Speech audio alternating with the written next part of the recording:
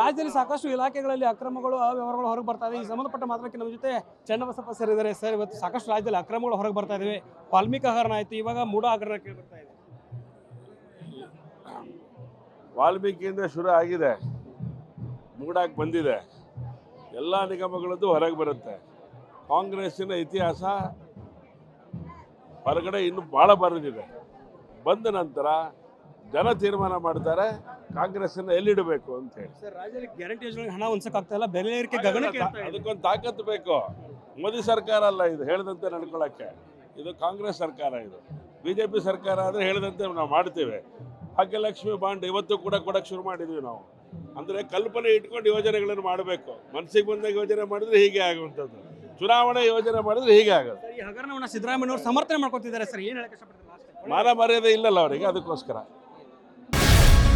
Guarantee news, ಸುದ್ದಿ ಖಚಿತ, ನ್ಯಾಯ ನಿಶ್ಚಿತ.